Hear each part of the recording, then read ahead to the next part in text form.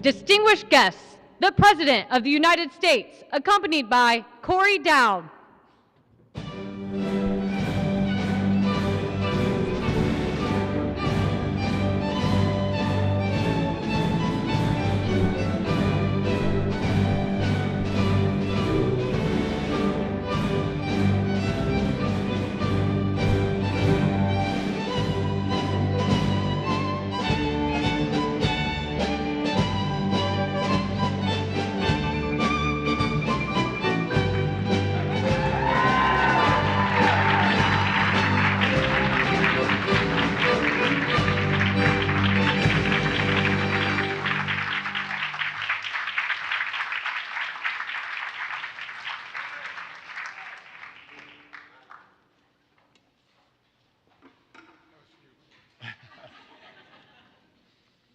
My name is Corey Dowd, and I'm from Long Island, New York.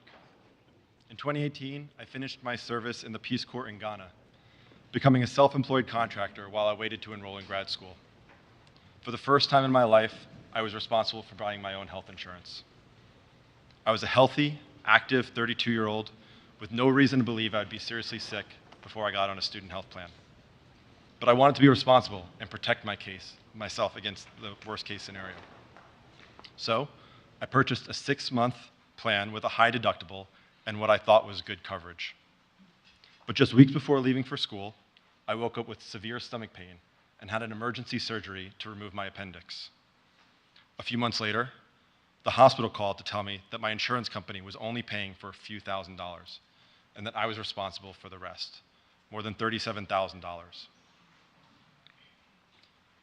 This was the worst case scenario I had been trying to avoid. It turns out that buried in the fine print, my plan put limits on how much they would pay for certain expenses, even emergency surgeries. As I later learned, I had purchased a short-term plan that didn't have to play by the same rules as regular health insurance. These junk healthcare plans don't have to cover things like surgeries, prescription drugs, mental health visits, or even pre-existing conditions. For me, there was both a financial and emotional cost. I've always considered myself a very responsible person, but this really took a toll on my self-esteem and my identity. Fortunately, my story has a happy ending. The national news coverage of what happened to me motivated the insurance company to pay the rest of my bill. But not everyone is so lucky.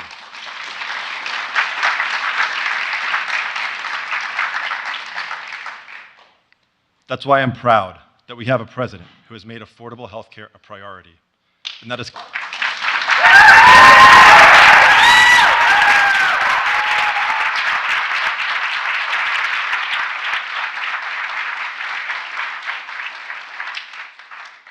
It is my greatest honor to introduce him today. Ladies and gentlemen, the President of the United States, Joe Biden.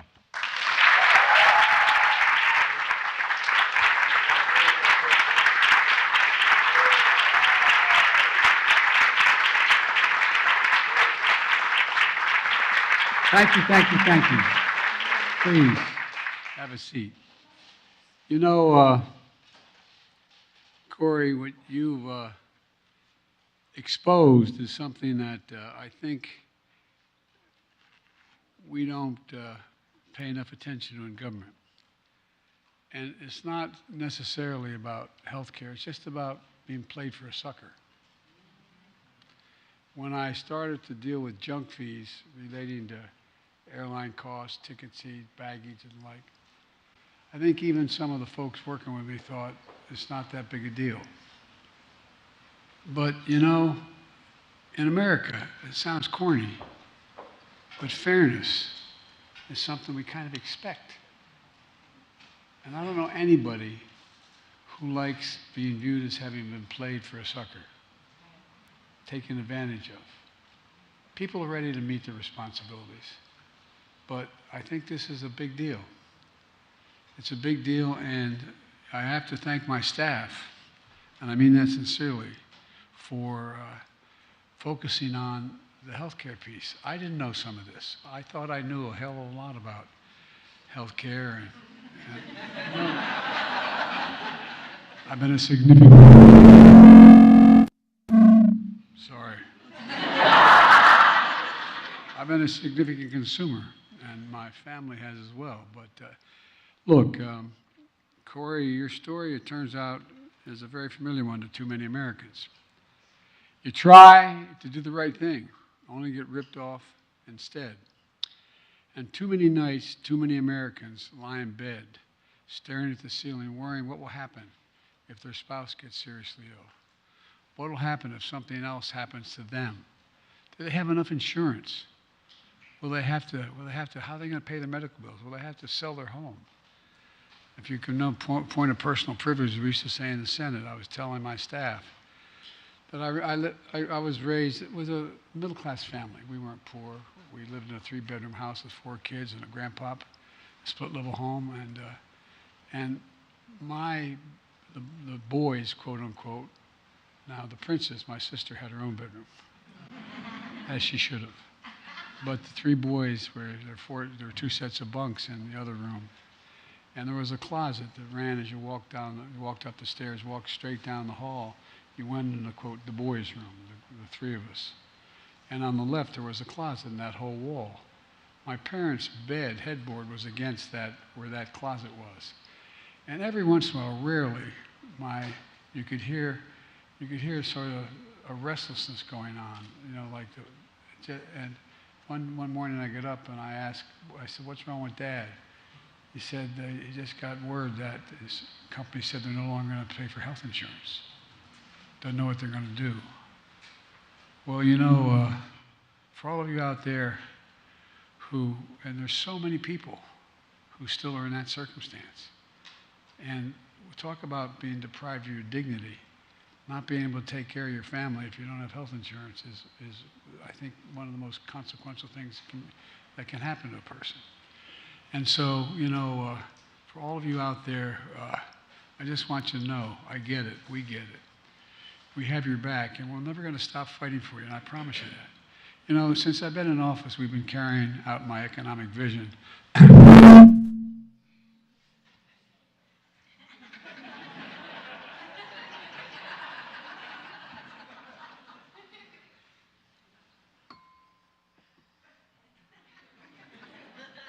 All right.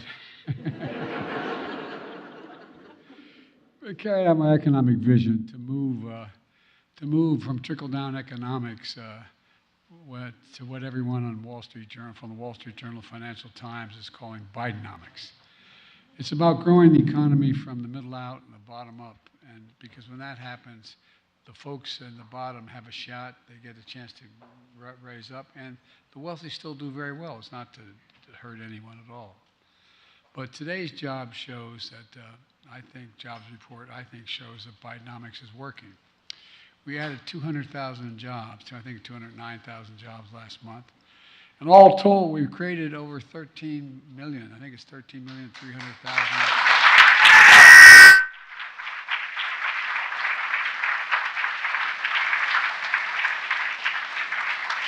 In 2.5 years, that's more than any president ever created in a 4-year term.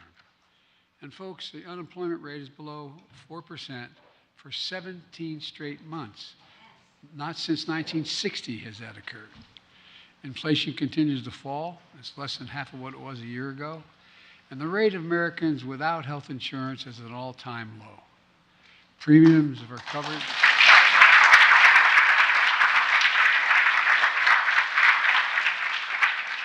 Payments for coverage of the Affordable Care Act are $800 less per person than before I took office. And that's bidenomics. Today, I'm joined by healthcare advocates and leaders. Many of I've started to name you all. We'd be here all night.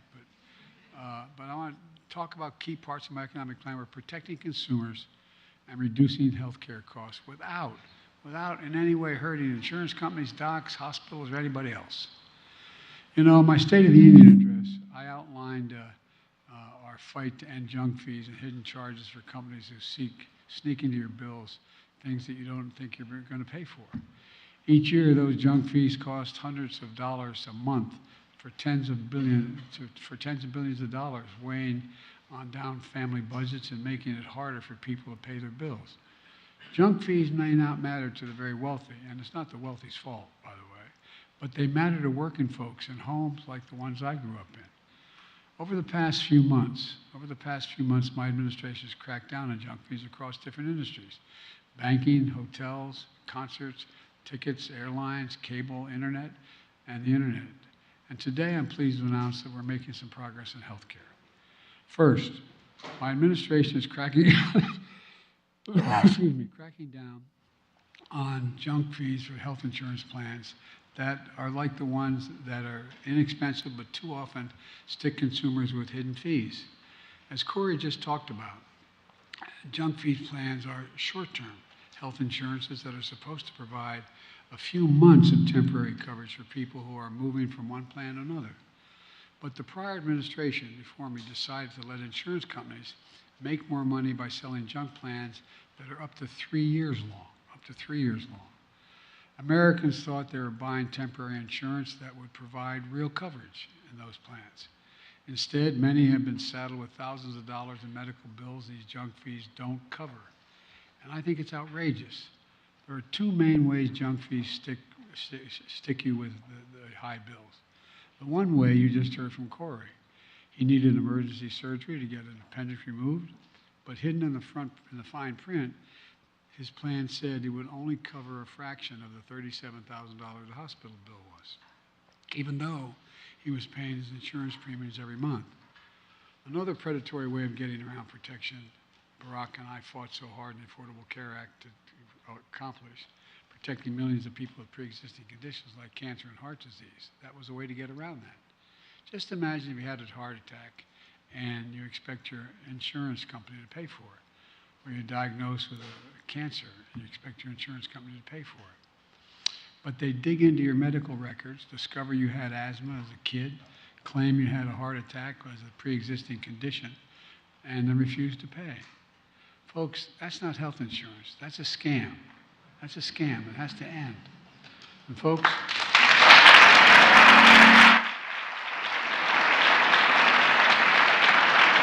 today, my administration is issuing a new rule that would close the loophole that allows these junk insurance plans to exploit Americans. Under our rule, short-term plans would have to be short-term. That means 4 months or less, not 3 years. Insurance companies would also be required to provide a clear disclaimer up front about what's covered and what is not covered instead of burying it in fine print. Second, we're cracking down on surprise medical bills, which I thought we had made some progress on.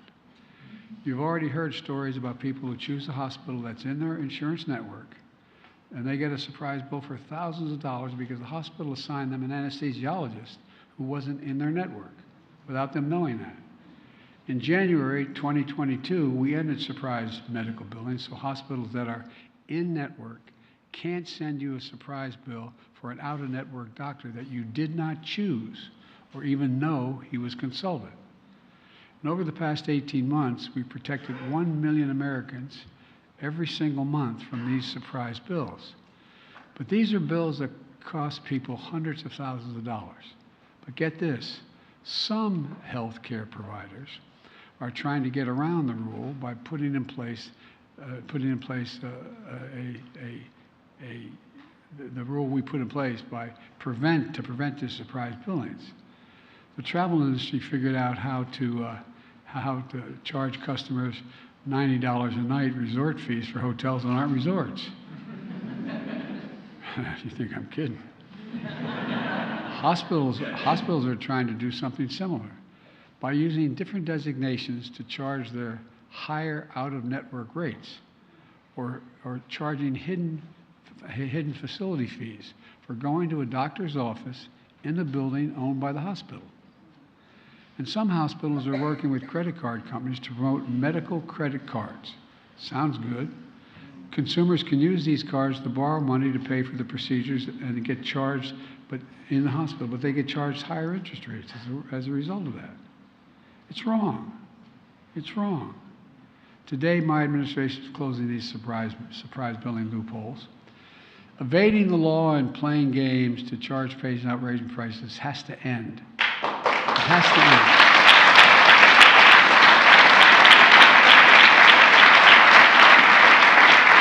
Folks, We're putting a stop to insurance companies gaming the networks and making them reveal any hidden facility fees. They got to reveal them.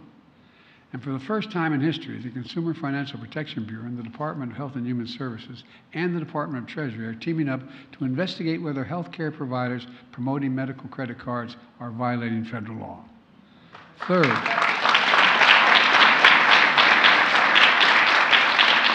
we're lowering prescription drug prices for seniors and people with disabilities. With your help, I signed into law the Inflation Reduction Act. Among the many important things it does, it finally gives Medicare the power to negotiate lower prescription drug prices.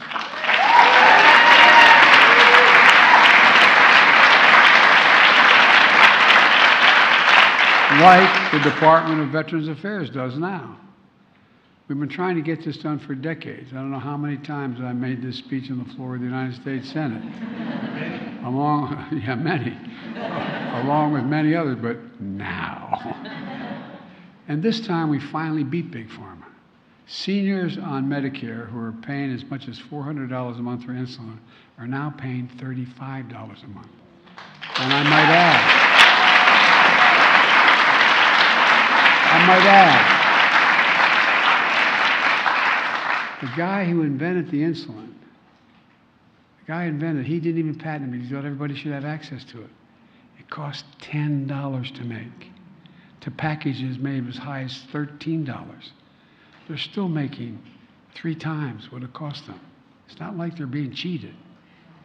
You know, we also closed the total out-of-pocket drug costs for seniors on Medicare at $2,000 a year, even for expensive drug costs like cancer drugs are $10,000, $12,000, $14,000 a year. Today, the Department of Health and Human Services released a report showing that when these provisions go into effect, they don't go into effect until 2025, 1 in 3 Medicare beneficiaries, that's nearly 19 million people, will save an average of $400 a year. Seniors with the highest drug costs will save an average of $2,500 a year. This is going to reduce out-of-pocket spending by Americans by nearly $7.5 billion annually. And guess what? It matters. When we're negotiating the issue on whether the government's going to stay open, I spoke to some of my MAGA Republican friends. It not only saves the consumer, it saves every taxpayer. You're not paying that extra $7 billion because Medicare doesn't have to take the out-of-pocket and pay it. Last week, the Centers for Medical and Medicaid Services released a final guidance on how they'll negotiate with drug companies to lower prescription drug costs. On September 1st, I'll announce the first 10 drugs selected for negotiation and under the law. This will not only save consumers money, it's going to save the federal government money, as I just referenced. Negotiating drug prices alongside other parts of my prescription drug plan is going to save the taxpayers so far $160 billion. $160 billion.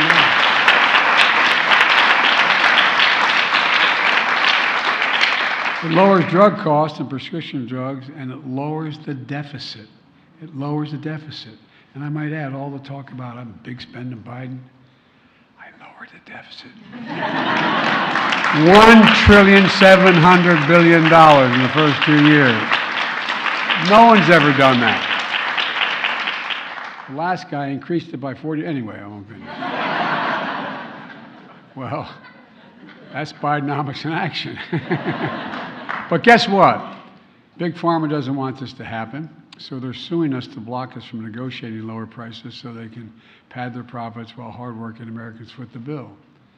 But we're gonna see this through. We're gonna keep standing up to Big Pharma, and we'll also stand up to MAGA Republicans who've been trying for years to get rid of the Affordable Care Act. They've tried 70,000 times, I think.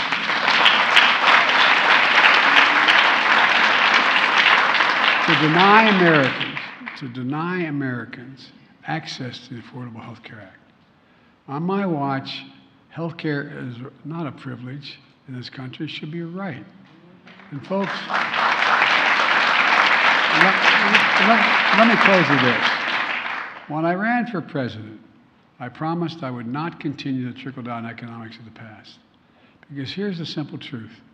Trickle-down economics represented the moment we walked away from how this country was built in the first place. Bidenomics is just the other way around. Restoring the American dream. 40 years of trickle-down economics limit the dream to those at the top. I believe that every American willing to work hard should be able to get a good job, afford good health care, no matter where they live, in every part of the country, if they're willing to work. That's the American dream. That's Bidenomics. And that's why I can honestly say I know I don't look like it, but I've been around a while. But all kidding aside, I've never been more optimistic about America's future than I am today. I really mean that. I genuinely mean that. We just have to remember who in God's name we are. We're the United States of America. There's nothing beyond our capacity if we work together. There's not a single major problem we decided to solve as a country together that we've not succeeded in doing. Not a single one. And so why are we stopping now? There's so much opportunity. And because of all of you and the minds and the courage that you all represent in this room, I really mean it, there's no reason why we can't continue this. And by the way, we're going to be fair. The suppliers, the drug dealers, they're still going to do very well. Everybody's going to just do fine. I'm just tired of seeing Americans ripped off. God bless you all.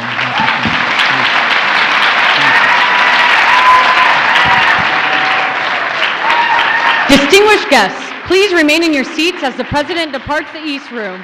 Thank you.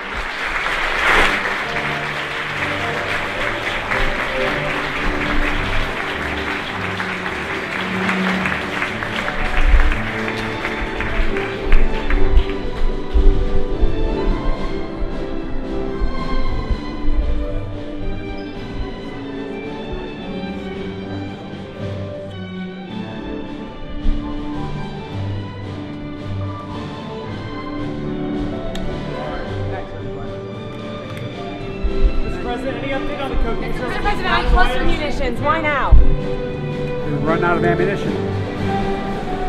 Running out of ammunition.